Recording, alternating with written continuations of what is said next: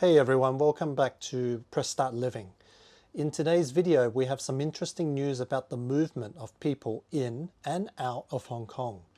According to the latest figures from Immigration Department, yesterday, or a few days ago, which was March 23rd, we saw a record-breaking number of Hong Kong residents leaving the city and heading north. A whopping 400,000 Hong Kong residents travelled abroad, and out of those, 313,000 headed north to China mainland.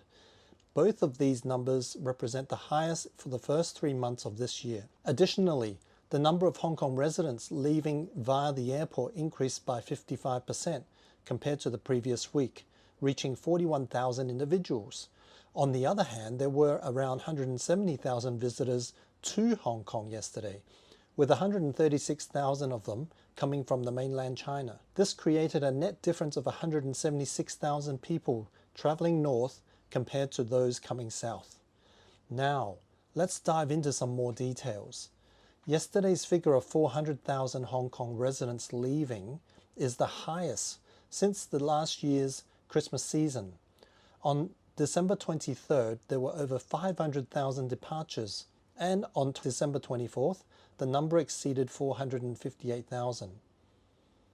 Out of the 313,000 Hong Kong residents heading north, the majority of those people crossed the border through the Lo Wu port, which recorded 97,000 departures.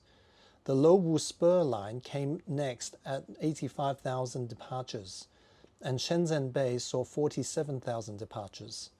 Additionally, 41,000 Hong Kong residents left through the airport, marking a 55% increase compared to the previous week. Now let's talk about the visitors coming to Hong Kong. Yesterday there were 170,000 visitors, showing a 3% increase compared to the previous week. Out of these, mainland Chinese visitors accounted for 136,000, which was a 5.2% increase from the previous week. However, the number of overseas visitors decreased by 5.3% to around 32,000 individuals.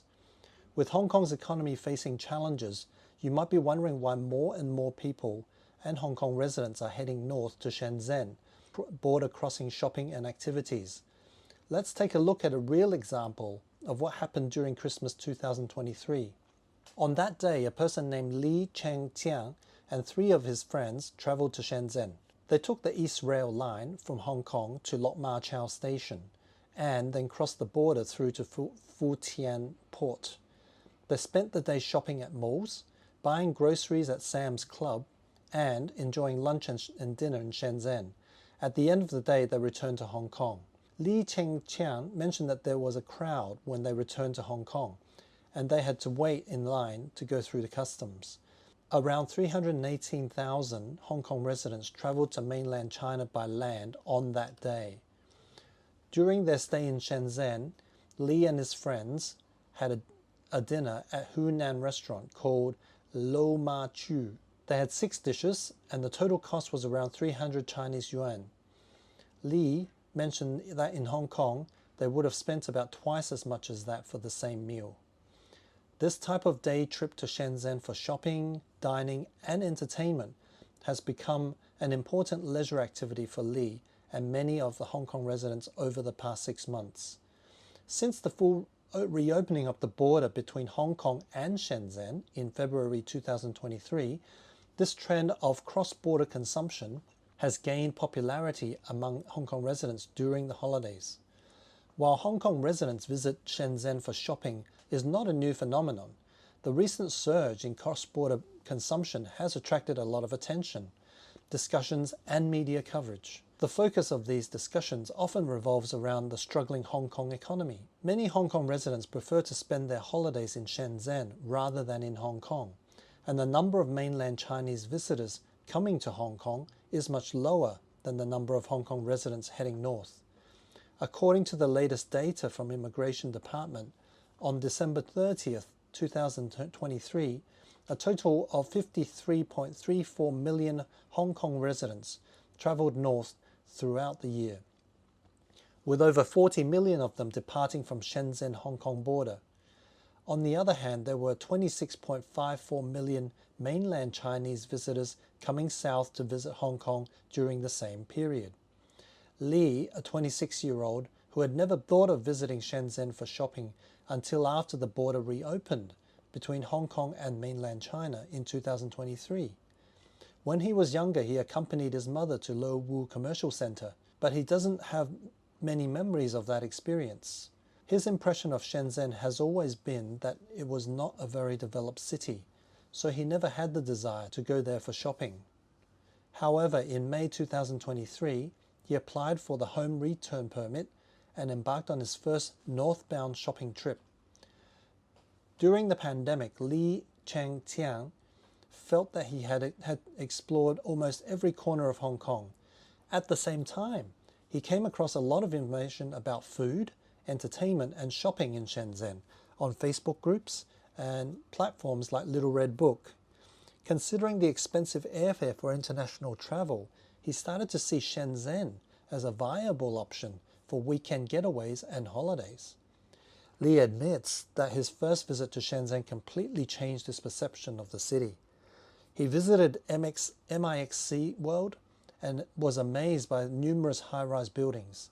Since then, he's been visiting Shenzhen 1 to 2 times per month, trying out different restaurants on every trip.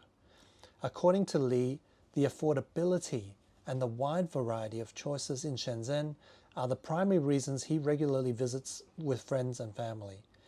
Most of the time, he goes to Shenzhen to eat and tried various restaurants.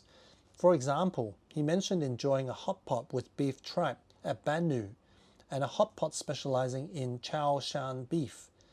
He even tried Mao Tai ice cream, which he found delicious. He mentioned that in Shenzhen, he can have a satisfying meal for around 200 Chinese yuan, while in Hong Kong, it would cost him around 600 to 700 yuan for the similar experience.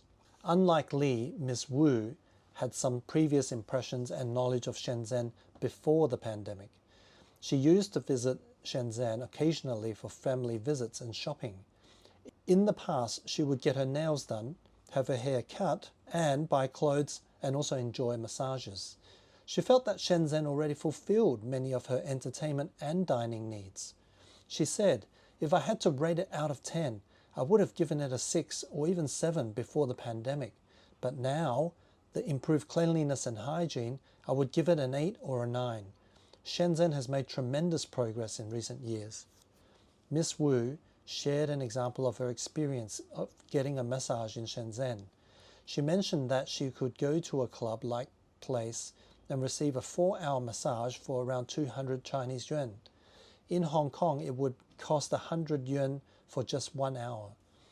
She also highlighted the excellent service quality that keeps her coming back to Shenzhen. Service providers proactively inform customers of discounts, and their attitude makes experience comfortable. She said, "It makes you feel like the money spent is worth it." That's it for today's video. We hope you enjoyed hearing about the progress Shenzhen has made and how it has become the popular destination for Hong Kong residents. If you found the video informative and entertaining, don't forget to give a thumbs up and subscribe to our channel. Thank you for watching, and we'll see you in the next one.